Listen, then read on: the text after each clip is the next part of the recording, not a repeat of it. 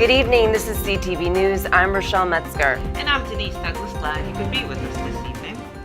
Well, a former Prince George's school bus aide has been arrested and charged with sexually abusing two special needs students. As Byron Scott reports, the alleged incidents happened last year, and many people are furious it took so long for the news to be released. Today we are here to talk about the charges that have been filed this morning against the Prince George's County Public School bus aide. This is the suspect, 38-year-old former school bus aide Michael Patopi of Capitol Heights. He was arrested and charged this morning with multiple counts of second-degree child abuse, second-degree assault, and related sex offenses for alleged incidents that took place on a county school bus.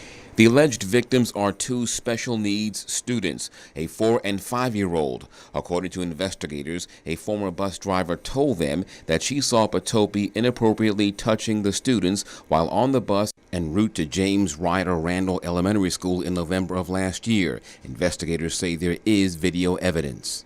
We believe that it shows him inappropriately touching one of those victims. And as that victim exits the bus, the video shows him then sitting next to another victim where we believe, based on what we have seen, that there is inappropriate touching of that victim as well. John Erzen says there were other students on the bus.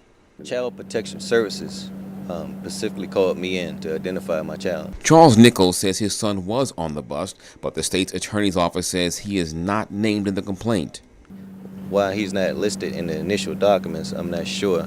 Hopefully that there'll be more charges coming, and they had listed my son as one of the children that was being molested, as they stated. The incidents were initially reported to Child Protective Services on May 24th. Police were contacted on June 20th. School's CEO Kevin Maxwell says he heard about it in August. Elected, not appointed. That, in part, prompted protesters yesterday to call for the resignation of the top school board officials. This is certainly a very concerning case to us. Anytime that we have children who are victims, especially when they're victims in this way where they have allegedly been molested, the way that Mr. Patopi has been alleged to have molested them, it's very concerning to us, and it's something that we take very seriously. Patopi is being held on a $500,000 bond. His preliminary hearing is set for next month. At the courthouse, Byron Scott, CTV News. If Patopi does not make bond, he will have a bond review hearing tomorrow.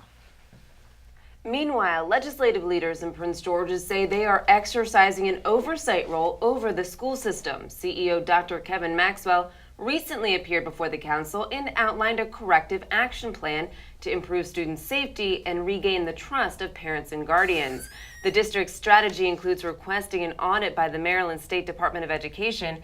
In a statement, Council Chair Derek Davis calls it an important step toward providing hard evidence of the measures being taken to identify any systemic issues and comprehensively addressing them.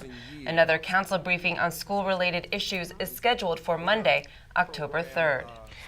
The presidential candidates faced off in the first debate of the general election last night. They discussed jobs, taxes, foreign policy, and other topics.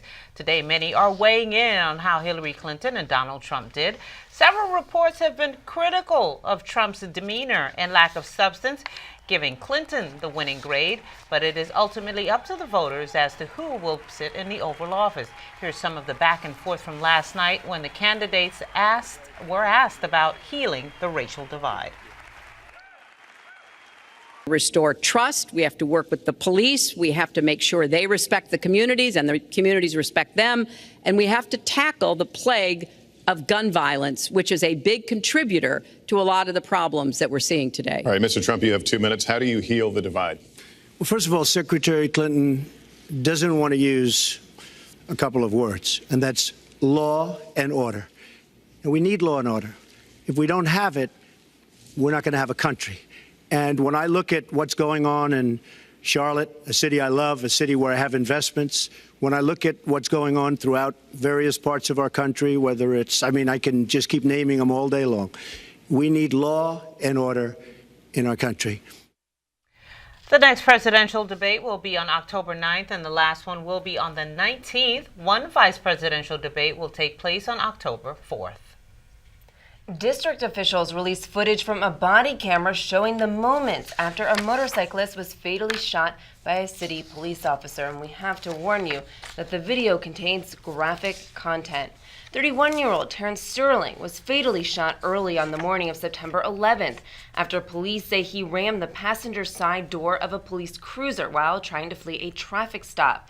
The shooting death has sparked protests after several witnesses say the collision was unavoidable. They also say that the officer, 27-year-old Brian Trainer, never tried to get out of the cruiser, but instead rolled down his window and shot Sterling from inside the car after the crash. And you're watching CTV News. I'm Rochelle Metzger. And I'm Denise Douglas.